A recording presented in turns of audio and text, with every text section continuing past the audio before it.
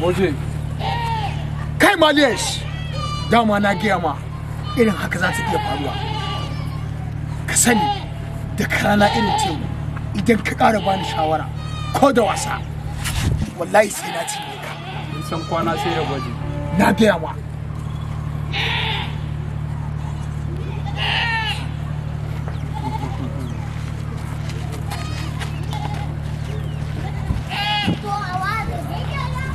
Kan ku je kawai.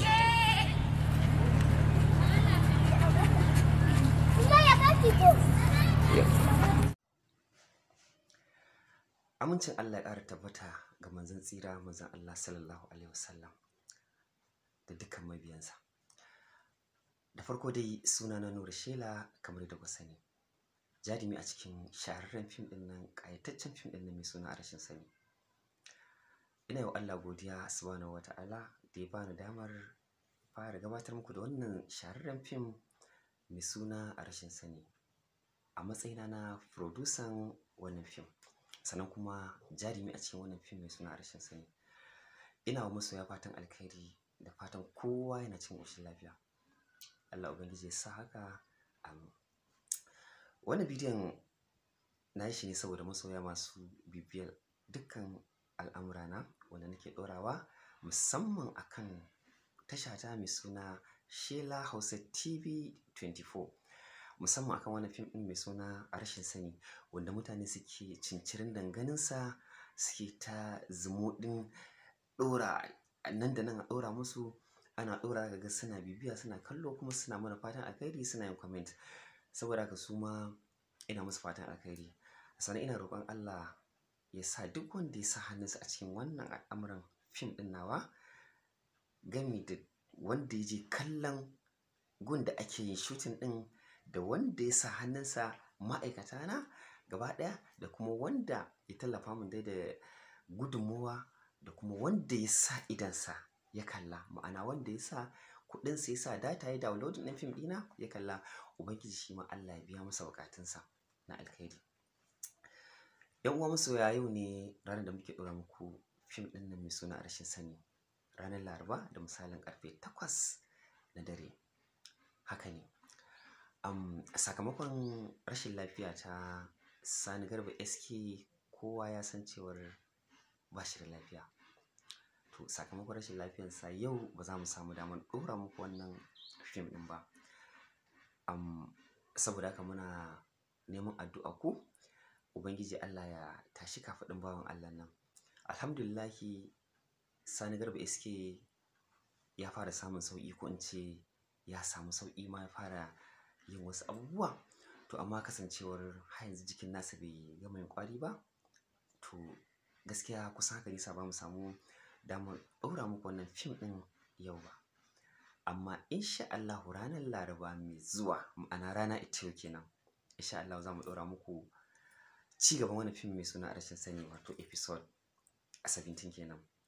Sannan kuma kar ku manta mun zo muku da canjin yanayi da sabon salo kuma wanda zai ci gaba da gamsar da ku, da nishaɗantar da ku, da koma mai da kuke faɗa cikin wannan fim mai suna A Rashin Sani. Muna godiya da irin comment ɗin da kuke na fatan alkhairi, duk yana zuwa kunnen mu kuma muna gani, da irin masoyan da suke bibiyar mu. Alhamdulillah muna jin daɗi. A sannan wannan fim mai suna A Rashin Sani yana da dogon zango. Za mu ci gaba da ɗora muku shi daga nan har lokacin da zai zo ƙarshe. Sannan ina godiya da masoya gaba ɗaya, musulmai na duniya, Ubangiji Allah ya biya kowa buƙatunsa na alkhairi. Sannan kafin na rufe wannan kalamai da nake yi, zan ɗora muku kaɗan daga cikin ci gaban A Rashin Sani, ma'ana wanda za mu ɗora muku ranar Laraba. Za ku ga kaɗan daga ciki abin da suke gudana.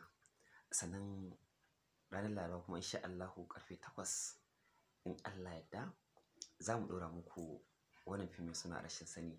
Masoyana, ina ƙara ba ku haƙuri da ku yi haƙuri na Allah, ma'ana yau da ba za mu samu damar ɗora muku wannan fim mai suna A Rashin Sani ba. Amma insha Allahu a shirye muke ranar Laraba mai zuwa, rana ita yau ga misalin ƙarfe 8 za mu ɗora muku shi. Daga nan kuma har lokacin da Allah ya sa ba za mu daina ɗora muku shi ba. naku Nura Shela, producer kuma jarumi a cikin wannan fim mai suna a rashin sani. Na gode. Kana da abin da za ka ba. wanda zai zama halarci a gare ni. Pick up and action. Karki manta hajja ni fa maskini ne. Action. Kana da abin da za ka bani wanda zai zama halarci a gare ni. Karki manta fajiya, ni miskini. Maskini sorry. Pick up and action. Kana da abin da za ka bani wanda zai zama halarci a gare ni. Karki manta fajiya, ni miskini ne.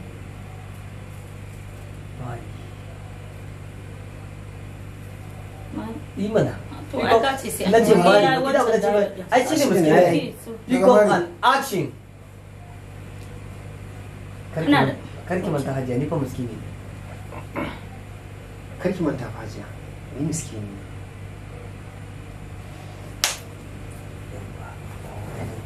Ni za ka ɗauka mutuniyar banza sai ki jiyo. Ni za ka ɗauka mutuniyar banza? Kana so duniya ta fassara ni a mutuniyar banza. Wato kana so duniya ta fassara ni a mutuniyar banza? Wallahi kayi kaɗan.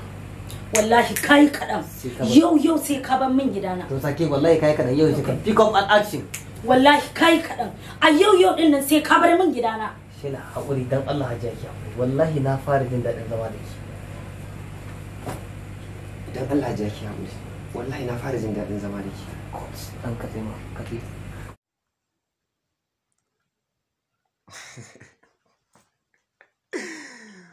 Ita masoya, wannan shine kaɗan daga cikin cigaban harshen sani wanda za mu ɗora muku rana a yau, insha Allah. Saboda haka masoya ku ci gaba da bibiyar tasha Shela Hausa TV 24. Sannan a yi subscribing a danna ƙararrawa domin gamsar da ku duk lokacin da muka ɗora sabon ayyuka ku ringa sani. Ni ne Nura Shela kamar yadda kuka sani. Kamal a cikin fim ɗin a rashin sani, sannan producer a cikin fim ɗin a rashin sani. Sannan ina albishir ga masoya, akwai sabon fim ɗina wanda zan sake muku shi ma zan ce ɗora shi a cikin akan tashan nan mai suna Shela Hausa TV 24. Yana nan zuwa insha Allahu mai suna Izaya.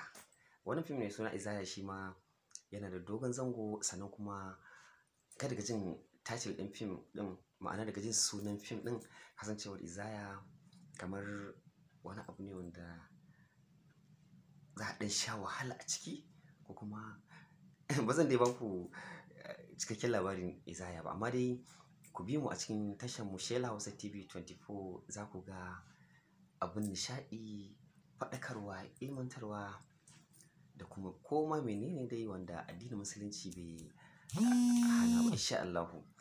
Kar ku manta da tashar Shela Hausa TV 24. Shela Hausa TV 24. A ci gaba da mana fatan alkhairi, ubangiji Allah ya bamu nasara, sannan mu Allah ya sa mu kai ga ci abin da muka sa a gaba. Jarumanmu na gaba wanda suka fi mu, iyayenmu da yayyinmu, kamar yadda suka gamsar da ku, insha Allah mu ma za mu ci gaba da gamsar da ku, za mu ɗora akan inda suka tsaya. Sannan kuma kar ku manta duk abubuwan da muke yi akwai gudunmawarsu. Wasu abubuwan da idan muka yi kuskure za su ce ba haka za mu yi ba, za su ce ga abin da za mu yi. To saboda haka muna jin daɗin irin wannan gudunmawa da suke mana. Duk wani jarumi na Kannywood ban ɗauke muku kowa ba, kaf yin shi. Sannan muna ganin mutuncinsu, muna martaba su, muna ganin darajarsu. Saboda haka su ma muna roƙon ubangiji Allah ya ci gaba da dafa musu. Na gode, ina ku Nura Shela.